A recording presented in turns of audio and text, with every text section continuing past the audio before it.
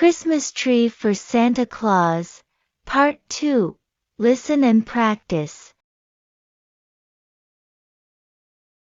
The mountain dwarfs and goblins from the mines brought in the iron ore which they heated red hot, and they helped Santa Claus make the engines, trains of cars, the automobiles, fire engines and boats, and all the toys of iron and steel. They also brought him gold and silver and sparkling stones, while the water nymphs gave him pearls and coral and softly tinted shells, which Santa Claus and his skillful helpers soon made into beautiful jewelry to give to some of the big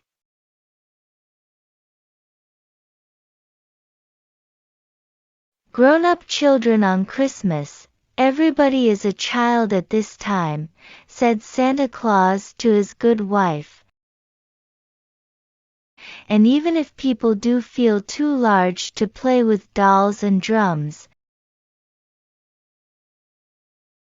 still they must have their trinkets and things to make them happy.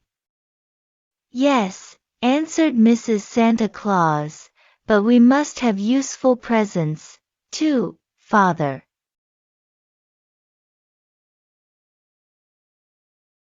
So she would knit stockings and mitts and make warm caps, hoods and mufflers, new coats and dresses.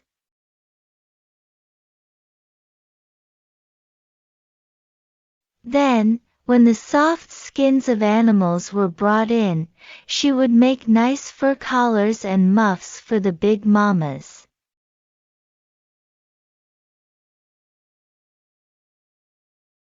and little fur sets for the little girlies.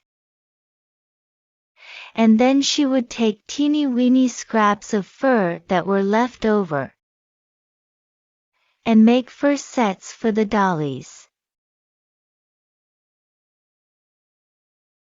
Oh, Mrs. Santa Claus was a very sensible old lady, you may be sure. Well, I could not begin to take time to tell you about all the marvelous things that were made in that wonderful workshop,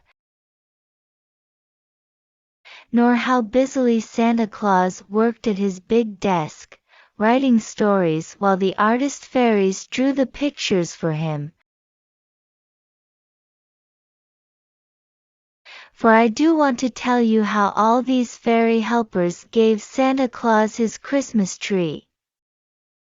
When, at last, Christmas Eve came,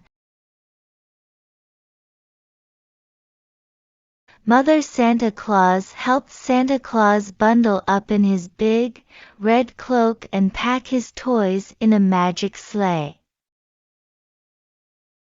Then she gave him a big kiss, and he gave her a big hug and a kiss and said, "Goodbye, Mother, Merry Christmas. I will be back when all is done. Goodbye."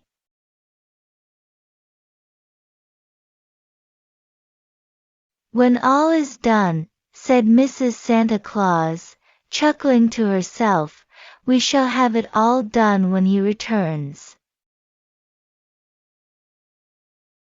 Come, fairies." And Mrs. Santa Claus, with all the brownies, elves, and fairies, went out to the Christmas tree forest. The frost fairies selected a tall fir tree which they hung all over with shining, silvery threads of frost, while icicles, hanging from each branch, glimmered and glistened in the moonlight. "What a beautiful tree, frost fairies!" they all cried in a chorus, "but nothing is too good for our dear Father Santa Claus." Then each put his present on the tree for Santa Claus.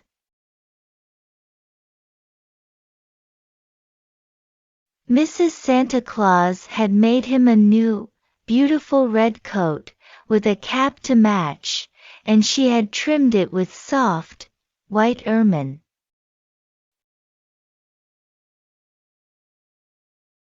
Some of the tailor fairies had helped her, and they also had made him a new pair of trousers.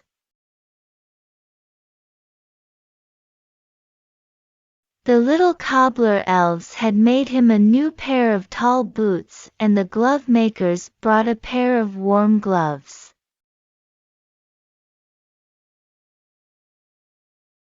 "We want his fingers to be warm," they said. Some of the fairies brought some animal skins and made them into a nice fur robe.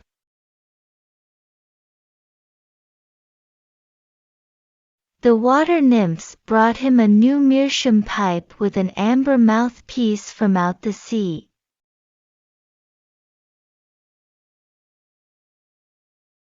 "For," they said, "he has smoked that old clay one so long that he ought to have a new pipe."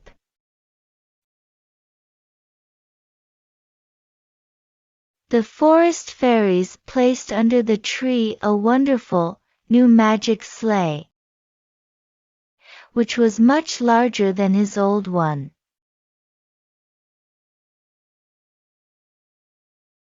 "He has to carry so much nowadays," they said.